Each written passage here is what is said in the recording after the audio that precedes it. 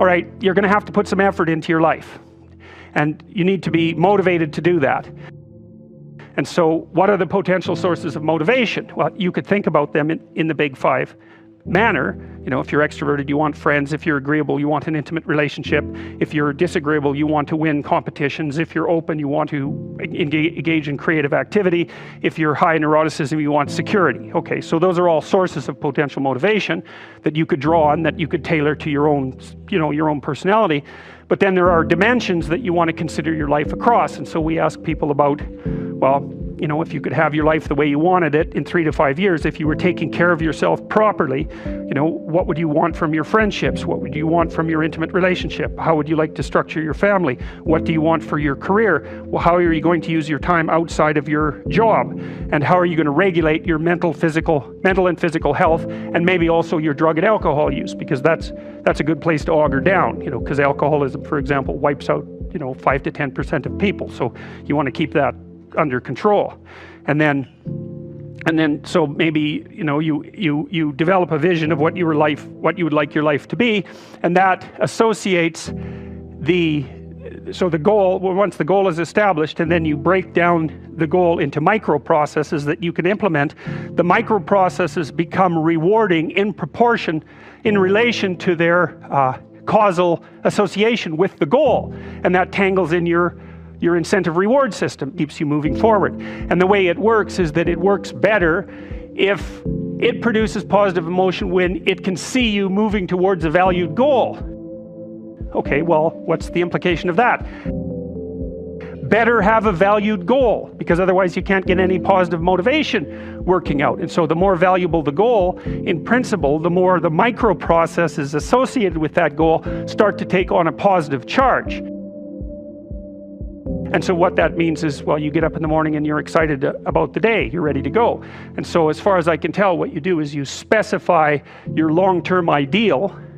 Maybe you also specify a place you want to stay the hell away from, so that you're terrified to fail as well as excited about succeeding, because that's also useful. You specify your goal. You do that in some sense as a unique individual. You want to specify goals that make you say, oh, if that could happen as a consequence of my efforts, it would clearly be worthwhile. Because the question always is, why do something?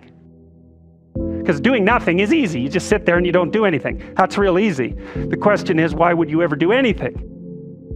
And the answer to that has to be because you've determined by some means that it's worthwhile. And then the next question might be, well, where should you look for worthwhile things? And one would be, well, you could consult your own temperament. And the other would be, look at what it is that people accrue that's valuable across the lifespan. So you do a structural analysis of the subcomponents of human existence, and I already did that. You need a family, you need friends. Like, you don't need to have all these things, but you better have most of them.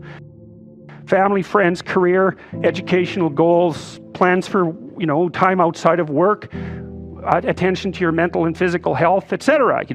That's what life is about. And if you don't have any of those things, well, then all you've got left is misery and suffering. So that's a bad deal for you.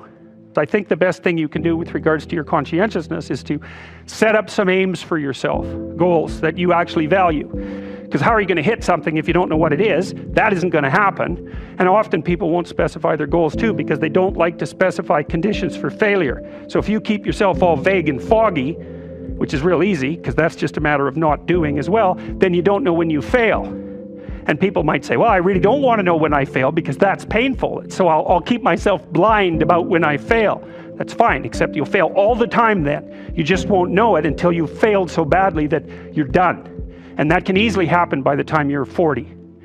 So I would recommend that you don't let that happen. So that's willful blindness, right? You could have known, but you chose not to. But once you set up that goal structure, let's say, and that's really, in many ways, that's what you should be doing at university.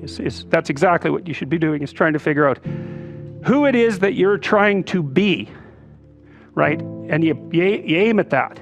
And then you use everything you learn as a means of building that person that you want to be. And I really mean want to be. I don't mean should be, even those things are going to overlap. Okay, so once you get your goal structure set up, you think, okay, if I could have this life it looks like that might be worth living, despite the fact that it's going to be, you know, anxiety provoking and threatening, and there's going to be some suffering and loss involved in all of that, obviously. The goal is to have a vision for your life such that, all things considered, that justifies your effort. Okay, so then what do? Well, then you turn down to the micro routines. It's like, okay, well, this is what I'm aiming for. How does that instantiate itself day to day, week to week, month to month? And that's where something like a schedule can be unbelievably useful. Okay, so what's the rule with a schedule? It's not a bloody prison. That's the first thing that people do wrong. They say, well, I don't like to follow a schedule. Well, it's like, well, what kind of schedule are you setting up? Well, I have to do this, then I have to do this, then I have to do this, you know, and then I just go play video games, because who wants to do all these things that I have to do? It's like, wrong. Set the damn schedule up so that you have the day you want. That's the trick. It's like, okay, I've got tomorrow. If I was going to set it up so it was the best possible day I could have, practically speaking, what would it look like? Well, then you schedule that. And obviously there's a bit of responsibility that's going to go along with that, because if you have any sense, one of the things that you're going to insist upon is that at the end of the day, you're not in worse shape than you were than at the beginning of the day, right? You know, you have to negotiate with yourself and not tyrannize yourself. Like you're negotiating with someone that you care for, that you would like to be productive and have a good life. And that's how you make the schedule. It's like, and then you look at the day and you think, well, if I had that day, that'd be good. And if you hit it even with 50% accuracy, another rule is, well, aim for 51% the next week, or 50.5% for God's sake, or because you're going to hit that position where things start to loop back positively and spiral you upward.